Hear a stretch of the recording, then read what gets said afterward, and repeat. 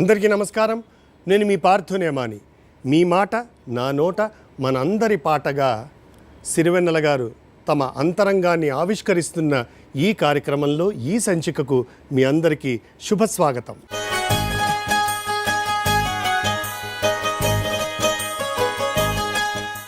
సాధారణంగా ఒక కవికి ఒక అంశానికి సంబంధించి ఒక సందర్భంలో ఒకేసారి తన భావాన్ని వ్యక్తపరిచే అవకాశం ఉంటుంది.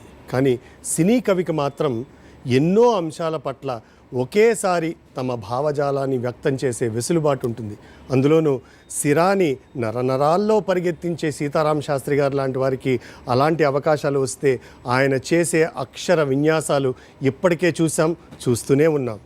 సిరివెన్నెల తన గీత ప్రస్థానంలో ఎన్నో వేల వైవిధ్యమైన గీతాలను రాశారు. వాటిలో మచ్చుకు కొన్ని గీతాలను తీసుకుని ఇవాళ శాస్త్రి గారితోనే చర్చిద్దాం.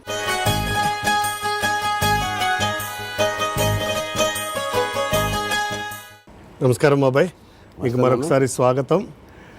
ఇవాళ ఈ కార్యక్రమంలో నేను ప్రస్తావించాలనుకున్నటువంటి మొదటి పాట ఒక అమ్మాయి మనస్తత్వాన్ని మీరు అద్భుతంగా ఆవిష్కరించిన ఖడ్గన్ సినిమాలో నువ్వు నువ్వు అనే పాట. అంటే ఇప్పటికీ చాలామంది అమ్మాయిలు ఈ పాట వచ్చి ఎన్నో ఏళ్ళు అయినా కూడా ఇప్పటికీ కూడా ఆ పాటని మీరు వాళ్ళ గురించే రాశారేమో అనుకుని మురిసిపోతూ పాడేసుకుంటూ ఉంటారు. ఒక అందమైన అమ్మాయి అందంగా ఉండక్కర్లేదు, ఒక అమ్మాయి అందమైన సిగ్గుల్ని, వయ్యారాలు ఒలికించే నవ్వుల్ని, ఇలా ఎన్నో భావాల్ని 100 నువ్వుల్లో నువ్వు నువ్వు నువ్వు అంటూ 100 నువ్వుల్లో మీరు చొప్పించేశారు. అంటే ఇన్ని నువ్వులు, ఇన్ని అందమైన భావాలు ఎలా సాధ్యపడ్డాయి మీకు? అది చెప్పడం ముందర ఒక భావం ఏంటంటే, మనం ఎందుకని స్త్రీ పురుషులని రెండుగా మాట్లాడుతున్నాం అనేది నాకు ఎప్పుడూ ఒక రకమైన పూర్తిగా సంతృప్తికరమైన జవాబు దొరకని ప్రశ్న. బేసిక్గా మనిషి సైన్స్ పరిభాషలో వాడాలంటే హోమోసేపియన్స్.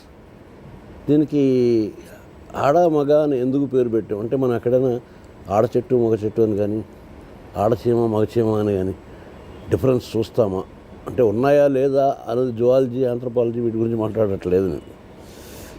ఇక్కడ ప్రత్యుత్పత్తి అనే ఒక ప్రక్రియ కోసమని కొన్ని ప్రత్యేక శారీరక నిర్మాణాలు మాత్రమే, శారీరక నిర్మాణంలో కొన్ని ప్రత్యేకతలు ఉండడమే తప్ప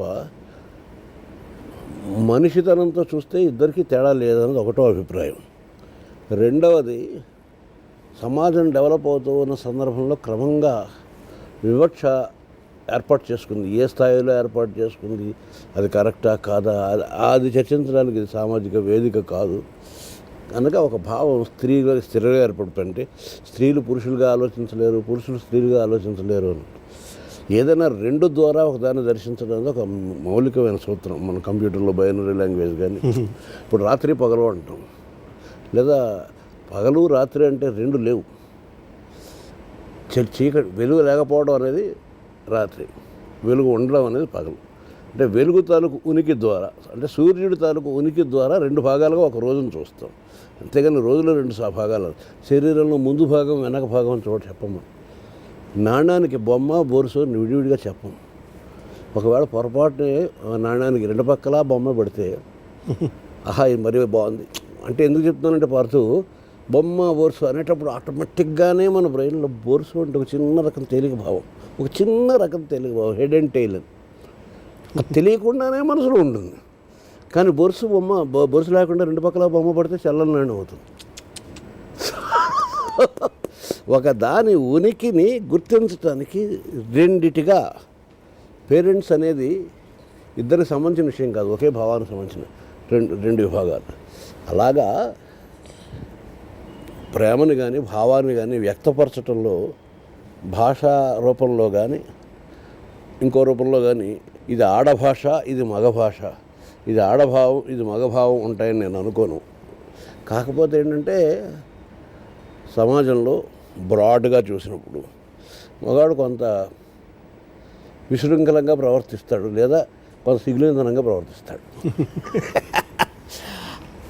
అలా అని చెప్పి నిజంగా గట్టిగా మాట్లాడాలంటే వాళ్ళకి వాళ్ళమైన భావాలు ఉంటాయి, వాళ్ళు ప్రేమశైలి ఏం మాట్లాడుకుంటారన్నది వాళ్ళని అడిగితే తెలుస్తుంది. అందుకే స్త్రీ హృదయం అగాధమైందంటారు. What all sudden and bottom line ఏంటంటే, నువ్వు నాకు ఎన్ని విధాలు ఏమవుతావు అన్న భావన వ్యక్తపరచడానికి నీ స్థాయి, సౌకుమార్యము, సంస్కారం, నీ ప్రాణస్పందన ఇన్ని ఉంటాయి. సాధారణంగా మనకి తత్వంలో ఏం చెబుతారంటే, సృష్టిలో అంతా అంతా స్త్రీయే, భగవంతుడు ఒక్కడే. భగవంతుడు అంటే పరమేశ్వరుడు అంటే రూపం అవి లేనటువంటి అబ్సల్యూట్ కాన్సెప్ట్, అదొక్కటే పురుషుడు, మిగిలినంతా స్త్రీ అంటారు. అందుకనే భక్తిభావంలో గోపికల్ని స్త్రీలతో పాటు ఋషులను కూడా స్త్రీలనే అంటారు. అక్కడ పురుషాధిక్యత అని మిసం మేలేసిన పురుషుడిని అనడానికి ఏమీ లేదు. అంటే జీవశాస్త్రం అలా చెప్పట్లేదు. నువ్వు నీకు మూత మీద 4 వెంట్రుకలు నిలిచాయి కాబట్టి నువ్వు విశిష్టుడైన వ్యక్తివి, లేదు కాబట్టి ఆవిడ తక్కువ అని ఎక్కడా చెప్పలా. సో మనం భావాలను వ్యక్తపరిచేటప్పుడు మన సంస్కారపు స్థాయిల్ని బట్టి వ్యక్తపరుస్తాం. స్త్రీ సహజంగానే మృదువుగా వ్యక్తపరుస్తుంది. బిడ్డల్ని మోసి కని కష్టాలు పడి నొప్పుల్ని తీపిగా అనుభవించి, కానీ వాడు చొంగగారుస్తూ అమృతంలా భావించి మలమూత్రాలను ఈ వీటన్నిటిని ప్రియంగా ఇష్టంగా స్వీకరించే దాంట్లో ఒక చిన్న మృదుత్వం ఉంటుంది. ఒక స్త్రీత్వం అన్న మాటలోనే ఒక చిన్న మృదుత్వం ఉంటుంది. పురుషత్వం అన్న దాంట్లో ఒక కాఠిన్యం, కరకదనం, ధ్యేయం భావాలుగా మాత్రం ఆ సందర్భం వచ్చినప్పుడు తన తాలూకు భావాలతో అతన్ని పోల్చుకోవడం అనేది ఎలాగన్నది రాసినప్పుడు ఒక్క ముక్కలో సింపుల్గా ఎంత పొడిగా ఆన్సర్ ఎందుకు పొట్టిగా చెప్పు అంటే నేను అక్కడ స్త్రీ అయిపోతాను. ప్రతి వాళ్ళలోనూ స్త్రీత్వం ఉంటుంది, ఉండి తీరాలి కూడా. ప్రతి స్త్రీలోనూ పురుషత్వం ఉంటుంది. అంటే కార్యశీలత వచ్చేటప్పుడు అంతరిక్షానికి వెళ్ళిన స్త్రీలు లేరా, యుద్ధం చేసినటువంటి స్త్రీలు లేరా, దేని నువ్వు స్త్రీత్వం అంటున్నావు, దేనిని పోస్తూ అంటున్నావు అనే దాని మీద ఒక క్లారిటీ ఉండాలి ముందర.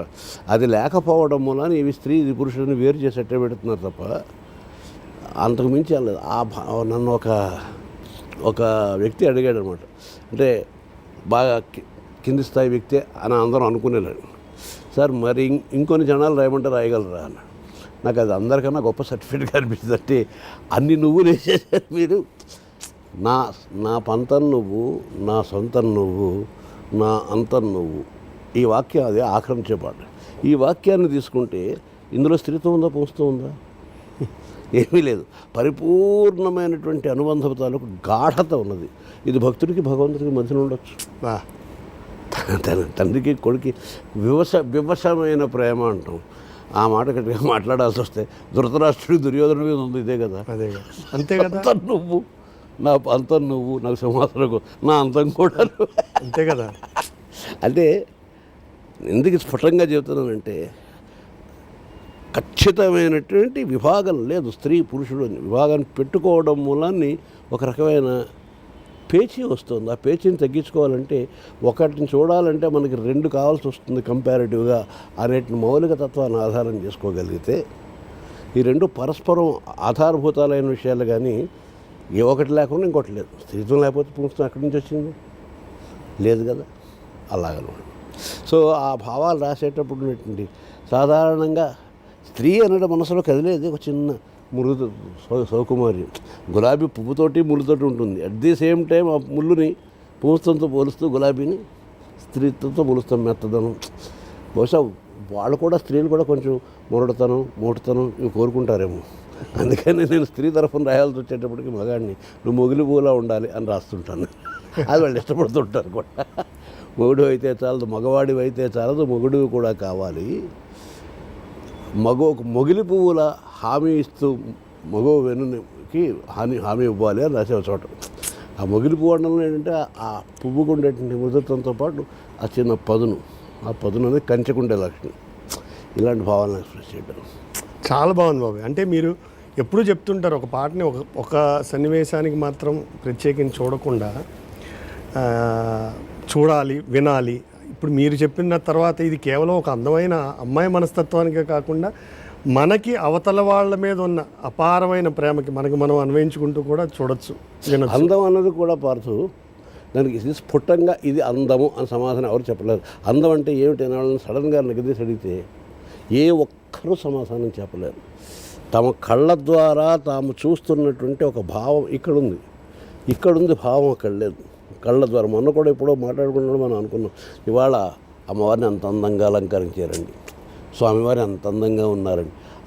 ఎంత అందంగా ఉన్నారా అన్నప్పుడు ఆటోమేటిక్ కళ్ళు మూసుకుపోతున్నాయి. నీకు కళ్ళు మూసుకుపోతున్నప్పుడు నువ్వు చూసింది ఏమిటి?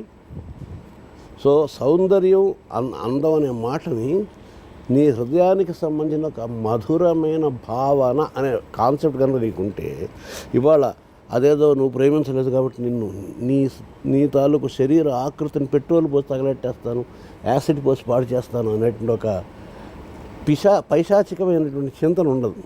కన్ను ముక్కు వీటి తీరుల్లో అక్కడ అందం లేదు. సాధారణంగా కవులు నోటికే వస్తుంది రాస్తుంటారు. అవన్నీ పెట్టి ఒక బొమ్మకి దొండపళ్ళు, 2 చేపలు, ఇక్కడ 2 శంఖాలు, ఇలాంటివన్నీ పెట్టి ఒక బొమ్మకి ఇస్తే చూడడానికి చాలా వికృతంగా ఉంటుంది. దొండపడిన వంటి పెదవులు, శంఖం లాంటి మెడ, ఇలాంటివన్నీ అవన్నీ పెట్టి కూరగాయలు వాటన్నింటినీ పెట్టి పొట్లకాయలు ఇవన్నీ పెట్టి రాస్తే అస్సలు బాగుండదు. సో నీ చూసేటువంటి లాలిత్యం ఏదైతే ఉందో, అందుకనే కంటిని బట్టి మారుతుంది అందం. అందానికి ఫలానా నిర్వచనం ఇచ్చేలా ఉంటే ప్రపంచంలో ప్రతి వాళ్ళకి ఫలానా వాళ్ళే అందంగా ఉండాలి, మిగిలిన వాళ్ళంతా అందవికారంగా ఉండాలి, ఎవరికి పెళ్ళిళ్ళు అవ్వవు, వాళ్ళకి పిల్లలు దొరకడం. సో అది క్రమంగా వెర్రితలు వేసి అందం శరీరపు కొలతలతో కూడా వెళ్ళటం, దానిని ఒక రకంగా అడగకుండా అంగీకరించడం జరుగుతుంది సమాజంలో. సో శరీరపు కొలతలు అందం కాదు. అది ఇక్కడ చిన్న జోక్ ఒకటి సరదాగా మాట్లాడుకుందాం. వాళ్ళు ఎవరిలో నేను ఎక్కడో చదివాను, మొన్న బాగా నచ్చింది, ఈ సందర్భంలో పంచుకోవాలని. వీళ్ళు ఒకసారి వచ్చి మా అమ్మాయిని చూసుకుని వెళ్ళండి అని పెళ్లివారు రాస్తే, మాకు బాహ్య సౌందర్యం కంటే అంత సౌందర్యమే ముఖ్యమని వాళ్ళు రాశారు. సరేనండి, అంత సౌందర్యం పంపిస్తున్నాం చూసుకోండి అని చెప్పి ఎక్స్రే తీసి పంపించి, అంత మరీ ఎక్స్ట్రీమిటీకి వెళ్ళక్కర్లేదు. కన్ను ముక్కు చెవి ఏవి ఎక్కడ ఉండవలసినవి అక్కడ ఆయా పద్ధతుల్లో ఉంటే అది కుదురుగా ఉన్నట్టే లెక్క. కుదురుగా ఉండడానికి అందంగానే అనొచ్చు. బాగుంది.